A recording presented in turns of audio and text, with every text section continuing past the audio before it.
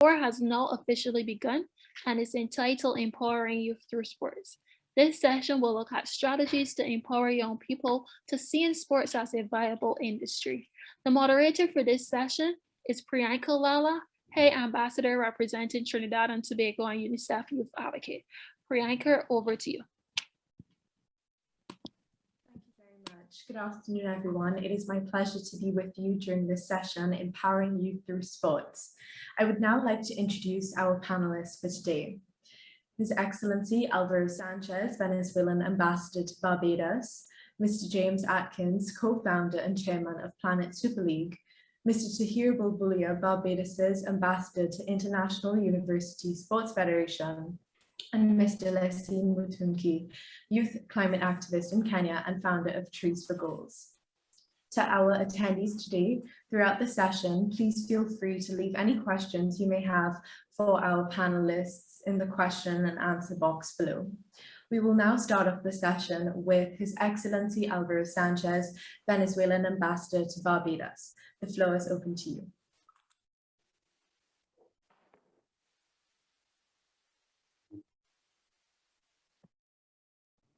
Hello, good afternoon. Can you hear me?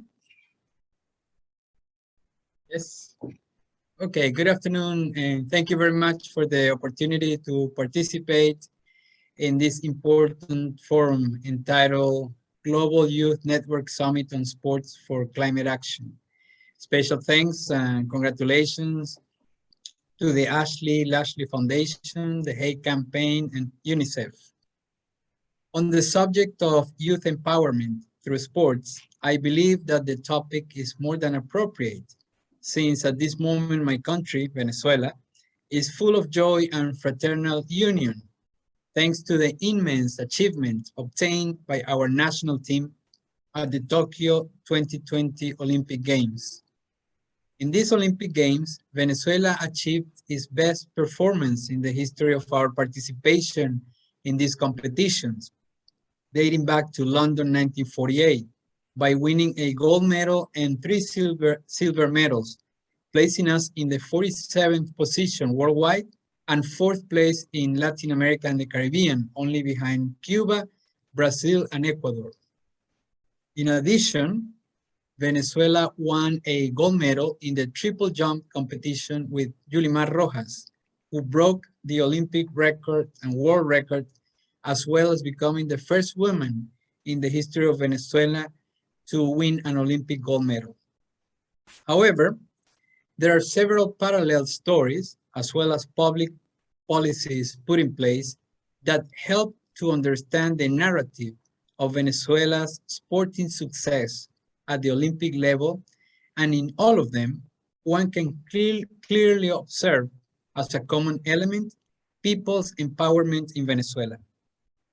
Firstly, one of the fundamental pillars of the Bolivarian Revolution in Venezuela consists on the empowerment and self-management of communities through the creation of communal councils, which are responsible for the administration of resources, planning works for the community, and their implementation and maintenance. There are currently more than 45,000 communal councils in Venezuela. The communal councils developed in Venezuela concomitant to the creation of the Barrio Adentro mission, roughly translated as Inside the Neighborhood mission, which consists of an extension of comprehensive medical services to all corners of the country as a fundamental element for the social development of Venezuela. Inside the Neighborhood mission have evolved through the Cuba-Venezuela Agreement, and there are currently more than 20,000 community clinics throughout Venezuela served by both Venezuelan and Cuban doctors and nurses. A fundamental element that binds together both communal councils and the expansion of the Venezuelan public health system through the mission Inside the Neighborhood was the creation of Barrio Adentro Deportivo mission in 2004, roughly translated as Inside the Neighborhood mission in sports. For sports, like culture and education, is one of the areas of life that organized communities strive to care for and maintain for the benefit of the entire population. In addition, Sports are also a fundamental pillar of preventive medicine. In this regard, the objective of the Inside the Neighborhood mission in sports is to massify sporting activity as a strategy to provide health and raise the quality of life and life expectancy of the inhabitants of the communities. Thus, community mass sports have materialized important advances in the selection of athletes and sports teams from the communities, giving equal possibilities of participation to all and contributing to the selection of sporting talent from the grassroots. For instance, the annual celebration of the community games in Venezuela further contributes to the selection of future Olympic stars.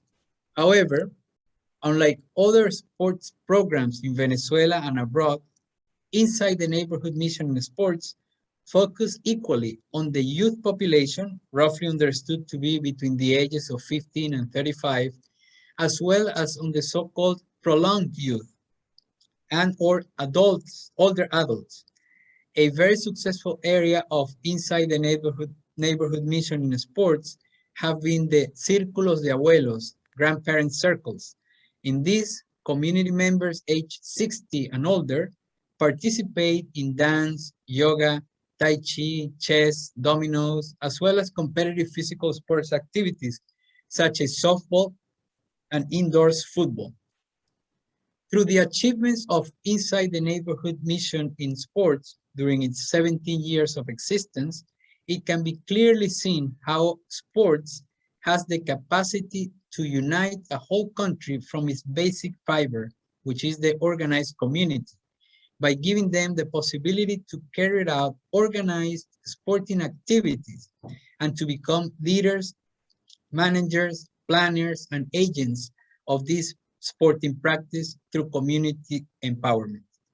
Likewise, thanks to the Inside the Neighborhood mission in sports, the levels of health and life expectancy of Venezuelans have increased, thus contributing to reducing the prevention of services by the Venezuelan public health system. If we extend the argument a bit further, we can even state that Inside the Neighborhood mission in sports, through the massification of sports, is the base of a great pyramid that has at its highest point the gold medal and the world and Olympic record by Yulimar Rojas. Finally, I would like to say farewell with a few words from our commander Hugo Chavez, who during the inauguration of Inside the Neighborhood mission in sports in 2004 said the following, and I quote, "There is nothing better than physical exercise to prevent cardiovascular accidents. There is nothing better than jogging and walking for mental health, family health, study, to complement the educational effort we're making. To live longer, we need to live longer and better every day." End of quote. I do thank you. Thank you very much, Ambassador Sanchez, and for your insightful contribution. We will now continue the conversation with Mr. James Atkins, co-founder and chairman of Planet Super League.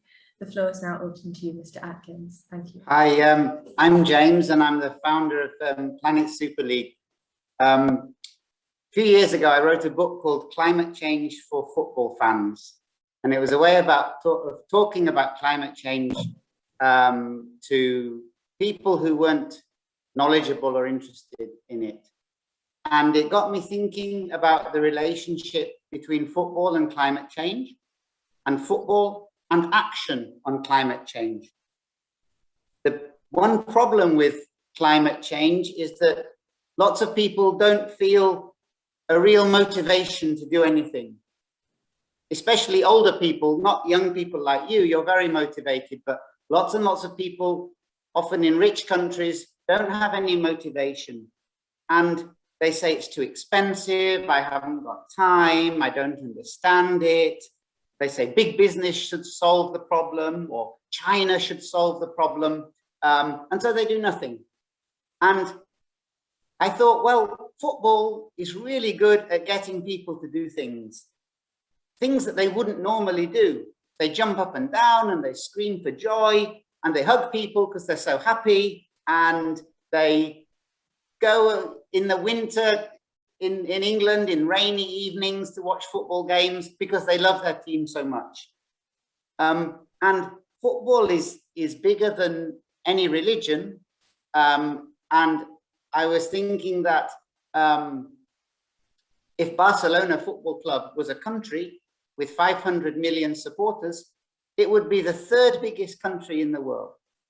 So I said, we have to use football to get people to do something about climate change. If you love your club, you can learn to love the planet. So we set up tournaments and we allow fans to represent their club, and they play weekly fixtures against other clubs. So I sign up for a little team in Western England called Shrewsbury.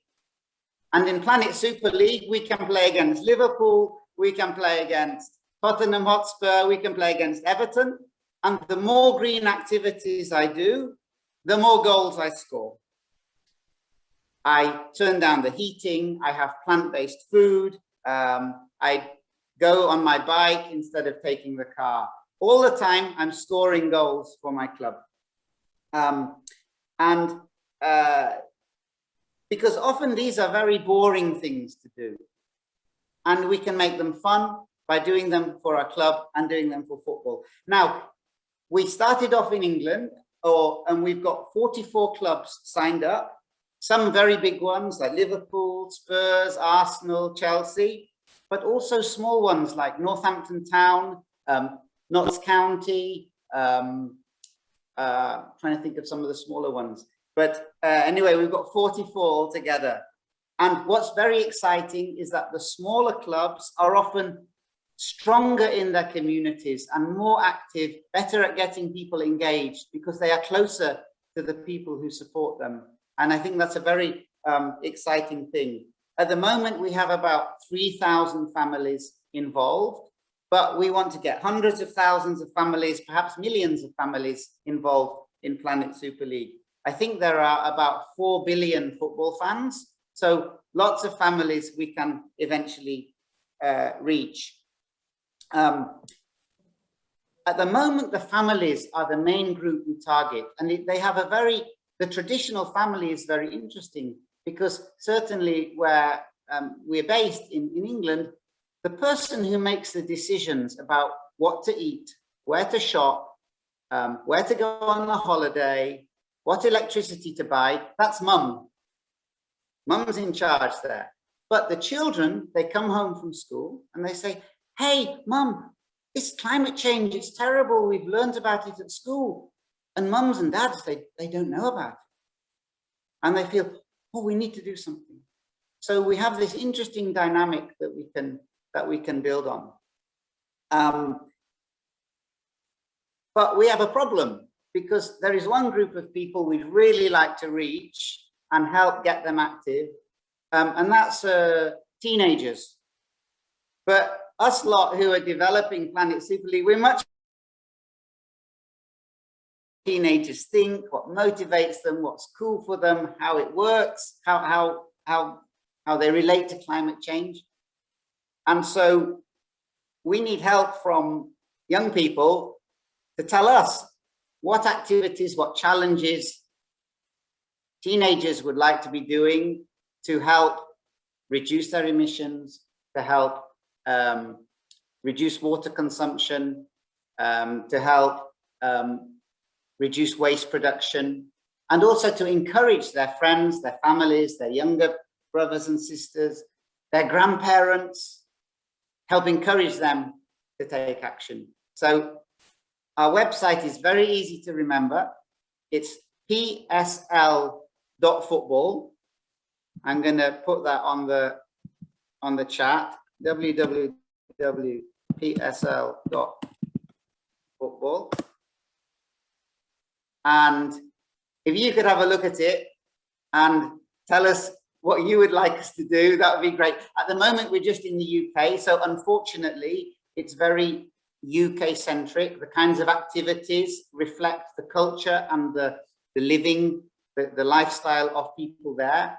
But we want to learn how to be interesting for people all over the world, for people in mainland Europe, for people in South America, the Middle East, Southeast Asia, Africa, everywhere.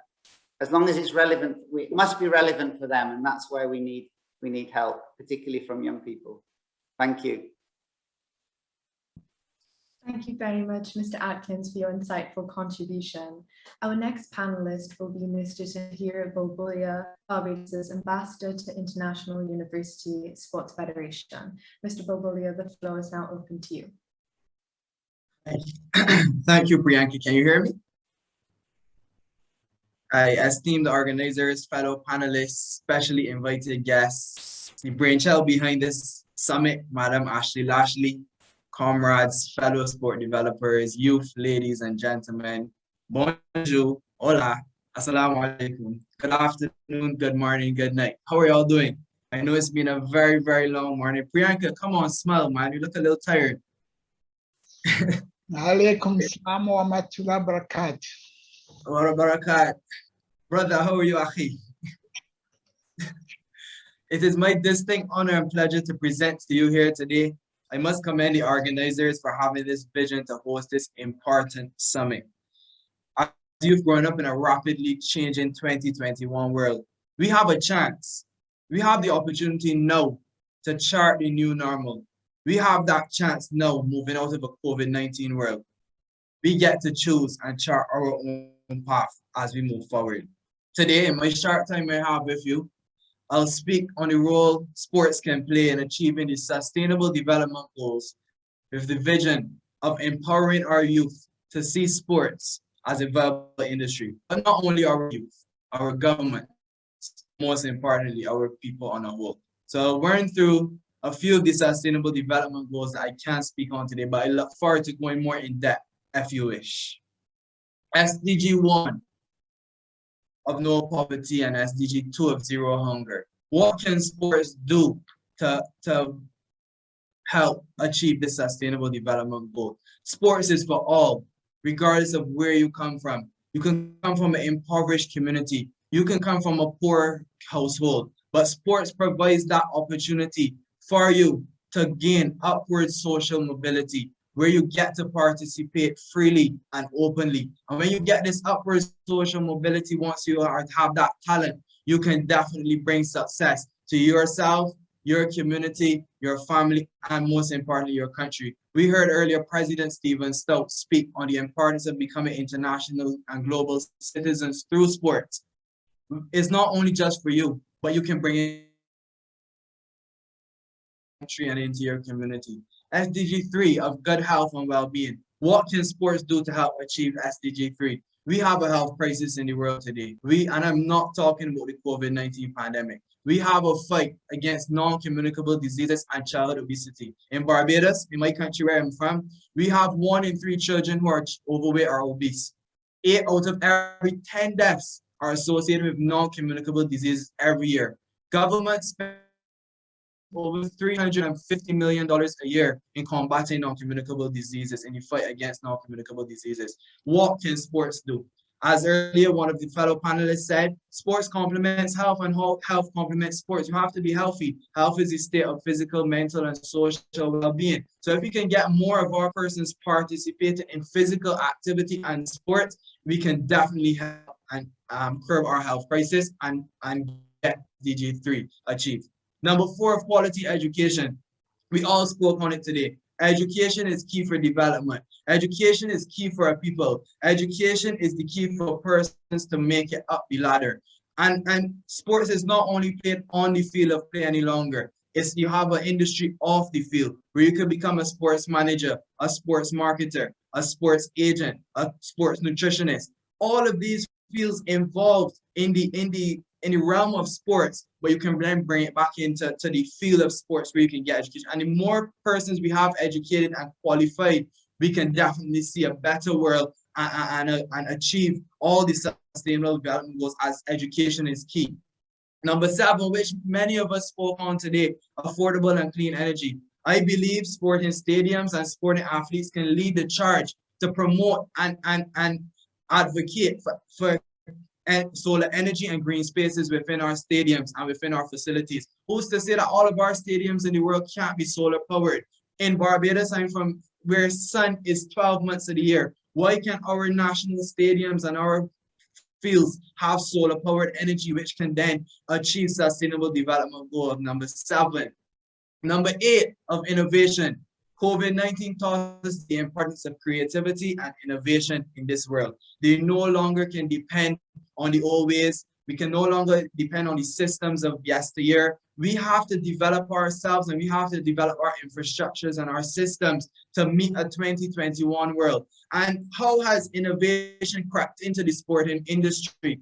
The advent of e-games, the advent of esports. Esports is a major industry. Persons are saying, sport developers are saying that e-games will take over and take the new outlook of the 2021 sporting world, the 21st century moving on. And we need to move with the times. We saw recently a person, a youngster, 16-year-old from America, won over 1 million US, 1 million US for just playing Fortnite in his bedroom.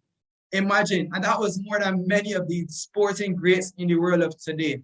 I know my time is limited, so I'll jump to sustainable development goal number 17 of partnerships. On Saturday, I had the distinct privilege to attend the Barbados Olympic Association's first ever National Young Sessions participant session, where we engaged various youth in sport. We had Olympians there, we had youth advocates, we had persons involved, and you've seen many of them here. My good friend Soraya has a lovely program for women in football and women participating in football. But how can we achieve this goal? Just as James said, we need to come together and find a solution to meet our young people where they're at. Partnerships are key. Partnerships and collaborations are key. There can be no community without unity. There can be no community without unity. We must come together and fight for the common good for the world to achieve all sustainable development goals and achieve the common good for the betterment of our people. And I will leave you with a quote here today from Saturday, David Greenberg, who he spoke on the importance of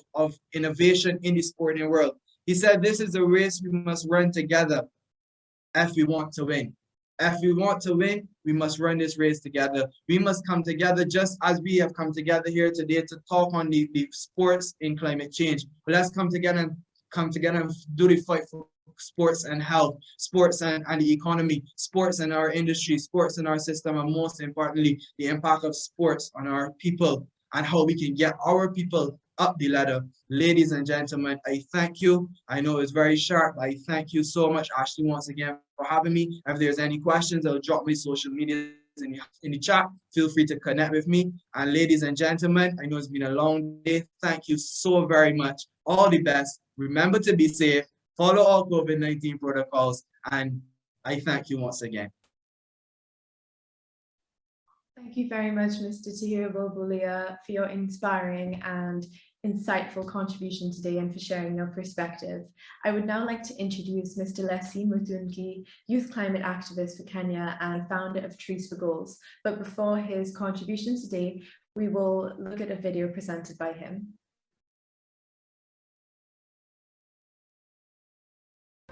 Will be greatly affected by deforestation. I believe we have the solutions and creativity to tackle deforestation. My solution is for every goal I score, I plant 11 trees. I believe we can keep Kenya breathing, one tree at a time. My generation will do it.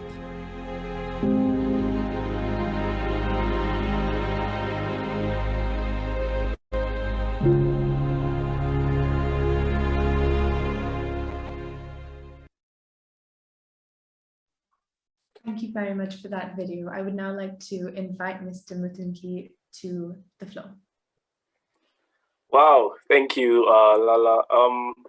Good evening, good morning, good night, everyone. Hope everyone is doing well. I'm so proud to see so many people are still in this campaign, in this Zoom meeting. So honored to be part of this Hey campaign.